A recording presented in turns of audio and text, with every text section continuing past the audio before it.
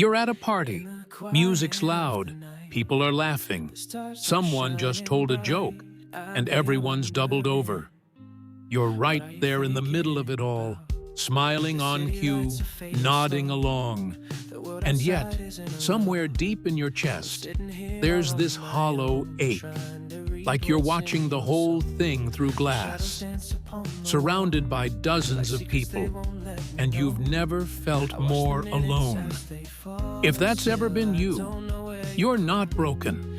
You're just experiencing one of the strangest paradoxes of human connection.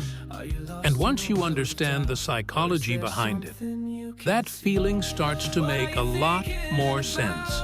Let's start with the performer. This is the person who's always on in social settings, cracking jokes, telling stories, keeping the energy up. Everyone thinks they're having a blast, but inside, they're exhausted because they're not actually connecting. They're performing. There's a difference between being seen and being known. The performer gets attention, sure, but attention isn't intimacy. You can have 100 people laugh at your jokes and still go home feeling like nobody really knows you. That's because you've spent the whole night managing how you're perceived instead of just existing. The loneliness comes from the gap between who you are and who you're pretending to be. And the wider that gap, the lonelier you feel. Then there's the observer. You're physically present, but emotionally, you're a step back, analyzing everything. You notice how people interrupt each other, how certain groups cluster together, how someone's laugh sounds forced. You're hyper-aware of social dynamics, almost like you're watching a documentary about human behavior instead of participating in it. This often happens to people who feel like outsiders. Maybe you've moved a lot. Maybe you've always been a little different. Maybe you just never learned the unspoken rules everyone else seems to know instinctively. So you study instead of engage. You protect yourself by staying detached. But detachment is lonely. You can't feel connected when you're constantly narrating the scene instead of living in it. Another type? The mismatched conversationalist. You're talking, sure, but the conversation never goes where you need it to. Someone asks how you are, and you say, fine, because you know they don't actually want the real answer. You're talking about surface things, weather, weekend plans, that viral TikTok. But what you're really craving is depth. You want to talk about the thing that's been keeping you up at night, the fear you can't shake, the question you can't stop asking yourself. But nobody's asking those questions. So you stay lonely in a room full of chatter. This is emotional misattunement.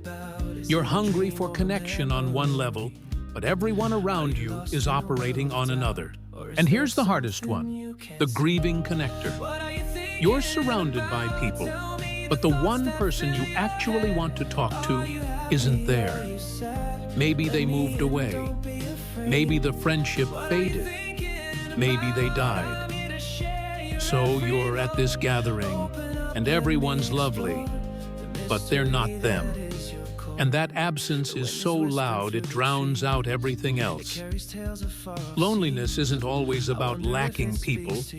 It's about lacking the right people, the ones who really get you. And no amount of small talk with strangers can fill that specific hole. So which one resonates? The performer, the observer, the mismatched conversationalist, the grieving connector, or maybe a mix depending on the day? Drop a comment. Tell me which type you recognize. And if this hit close to home, subscribe, because understanding why you feel the way you feel is the first step to feeling less alone in it. For a sign, a little spark to guide me through the fight, to find out what you're thinking of. What are you thinking about? Tell me the thoughts that fill your head. Are you happy? Are you sad? Let me in, don't be afraid. What are you thinking about? I'm here to share.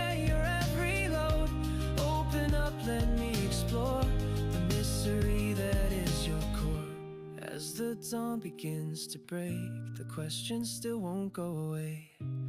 What are you thinking about? I'll keep asking every day. Maybe one day you'll reveal the thoughts that you now conceal. What are you thinking about? I'll be here always to feel.